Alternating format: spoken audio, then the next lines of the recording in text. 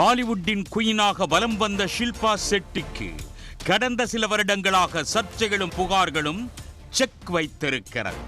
அவற்றையெல்லாம் அவர் செக்மேட் செய்திருந்தாலும் தற்போது மும்பை பொருளாதார குற்றப்பிரிவு போலீசார் ஷில்பா ஷெட்டி மீதும் அவரது கணவர் ராஜ் குந்த்ரா மீதும் 60 கோடி ரூபாய் மோசடி செய்ததாக மீண்டும் வழக்கு பதிந்தனர்.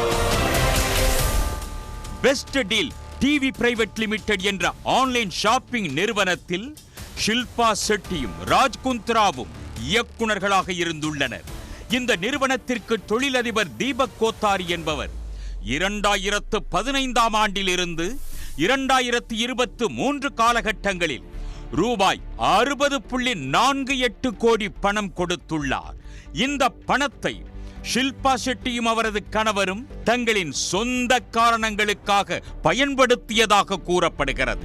அதிக வட்டியை தவிர்க்க இதை முதலீடு என்று மாற்றி பதிவு செய்ததாக கோத்தாரி குற்றம் சாட்டியிருந்தார். மேலும் பணம் சரியான நேரத்தில் திருப்பிச் செலுத்தப்படும் என்ற உத்தரவாதத்துடன் அந்த தொகையை முதலீடு செய்யுமாறு கணவனும் மனைவியும் கூறியதாக சொல்லப்படுகிறது. இந்த சூழலில் கடந்த 2016ஆம் ஆண்டு அந்த நிறுவனத்தின் இயக்குனர் பதவியில் இருந்து ஷில்பா ஷெட்டி ராஜினாமா செய்துள்ளார்.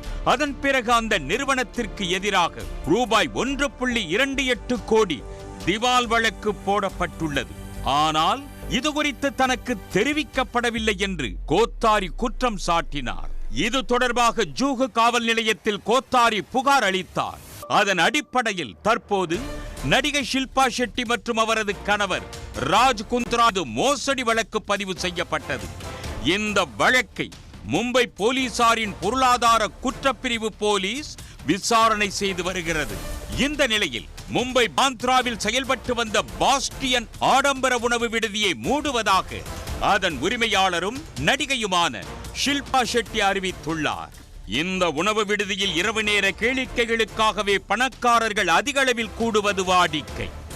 இன்ஸ்டாகிராமில் உருக்கமான பதிவை வெளியிட்டுள்ள ஷில்பா ஷெட்டி எண்ணற்ற நினைவுகள், மறக்க முடியாத இரவுகளை கொடுத்த ஒரு இடத்தின் சகாப்தம் முடிவுக்கு வருவதாக தெரிவித்துள்ளார். பாந்த்ராவை தவிர மும்பையில் உள்ள மற்ற 2 கிளைகள், பெங்களூரு மற்றும் புனே கிளைகள் வழக்கம் போல் செயல்படும் என தெரிவிக்கப்பட்டுள்ளது. மும்பை தொழிலதிபர் தீபக் கோத்தாரியிடம் கடன் மற்றும் முதலீடாக 60 கோடி ரூபாய் பெற்று மோசடி செய்ததாக ஷில்பா ஷெட்டி மற்றும் அவரது கணவர் மீது அண்மையில் பொருளாதார குற்றப்பிரிவு போலீசார் வழக்கு பதிவு செய்த நிலையில் இந்த முடிவை எடுத்துள்ளார். உடனுக்குடன் செய்திகளை தெரிந்து கொள்ள சன் நியூஸ் பெல் ஐகானை கிளிக் பண்ணுங்க.